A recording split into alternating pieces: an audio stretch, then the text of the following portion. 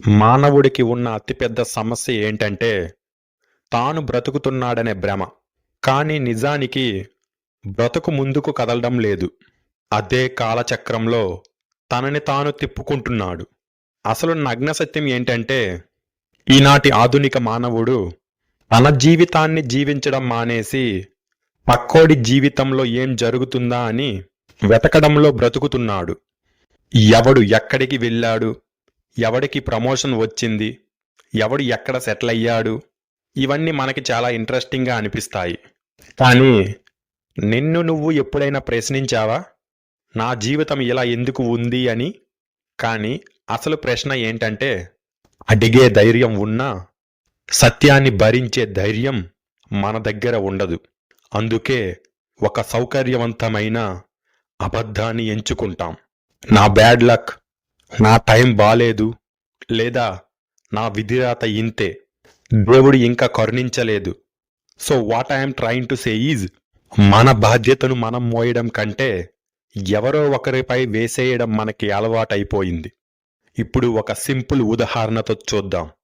అసలు లైఫ్ అంటే ఏంటి అని ఒక్కసారి నిజంగా చూస్తే ఉదయం లేవడం, పని చేయడం, బాధ్యతలు మోయడం, రాత్రి వస్తే తిని పడుకోవడం, సొసైటీ చెప్పిన మాటలకు తల ఊపడం.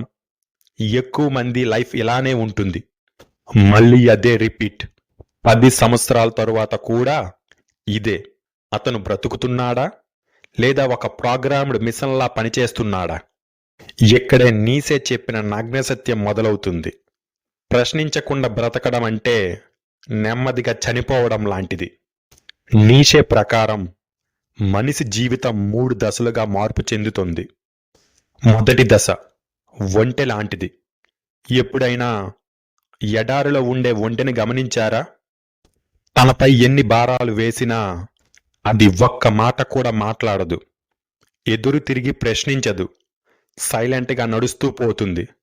ఎందుకంటే ఇది నా కర్తవ్యం అని నమ్ముతుంది కాబట్టి. మనిషి కూడా అలాగే. పుట్టినప్పటి నుంచి ఇది పుణ్యం, ఇది పాపం, ఇది తప్పు అని సమాజం, మతం చెప్పిన ప్రతిదీ ప్రశ్నించకుండా యాక్సెప్ట్ చేస్తాడు. ఉదాహరణకి, ఎందుకు ఇంజనీర్ కావాలనుకుంటున్నావు? అందరూ అవుతున్నారు కాబట్టి. ఎందుకు పెళ్లి చేసుకోవాలనుకుంటున్నావు? సమాజం చెబుతుంది కాబట్టి. ఇది జీవితం కాదు, ఇది కేవలం ప్రోగ్రామింగ్. రెండవ దశ, ఒకరోజు ఆ ఒంటె అలసిపోతుంది. అప్పుడు అది సింహంగా మారుతుంది. ఆ సింహం ఒక్క మాట నేర్చుకుంటుంది, కాదు అని. నేను ఇలా ఎందుకు చెయ్యాలి, ఎందుకు నమ్మాలి? ఇక్కడే రెబలిజం మొదలవుతుంది. ఉదాహరణకి, ఒక వ్యక్తి జాబ్ వదిలి తన ప్యాషన్ కోసం వెళ్తాడు. లేదా ఒక అమ్మాయి సొసైటీ రూల్స్ ఇగ్నోర్ చేసి తన లైఫ్ తనకి నచ్చినట్లుగా డెసిజన్ తీసుకుంటుంది. ఇది ఫ్రీడమ్ యొక్క మొదటి దశ. కానీ సింహానికి ఒక ప్రాబ్లం ఉంది. అది పాత విలువలను డిస్ట్రాయ్ చేస్తుంది, కానీ కొత్తవి క్రియేట్ చేయలేదు. ఇది సింహం పోరాడే దశ మాత్రమే. ఇక్కడే ఆగిపోతే మనిషి ఒక యాంగ్రీ రెబల్గా మిగిలిపోతాడు. అందుకే నీసే 3వ దశ గురించి ఇలా చెబుతాడు. 3వ దశ పిల్లవాడు. ఇది హయ్యెస్ట్ స్టేజ్. పిల్లవాడికి రూల్స్ తెలియవు, కానీ క్యూరియాసిటీ ఉంటుంది. తను ఫియర్ లేకుండా, గిల్ట్ లేకుండా జీవితాన్ని ఒక గేమ్లా చూస్తాడు. ఉదాహరణకి, పిల్లాడు పెయింటింగ్ వేశాడు. అది పెర్ఫెక్ట్ కాదు, కానీ అతను ఎంజాయ్ చేస్తాడు. అదే పెద్దవాడు అయితే ఇది కరెక్ట్ కాదు, వాళ్ళు ఏమంటారు అని ఆగిపోతాడు. ఇక్కడే క్రియేటివిటీ చస్తుంది. So what I'm trying to say is, మనిషి ఎవడో ఒక గొట్టంగాడు చెప్పినట్లు బ్రతకడానికి పుట్టలేదు. నువ్వు ఒంటెగా మొదలవ్వాలి, క్రమశిక్షణ కోసం. సింహంలా మారాలి, స్వేచ్ఛ కోసం. చివరికి పిల్లవాడిలా బ్రతకాలి, తెలుసుకోవాలన్న కోరిక కోసం.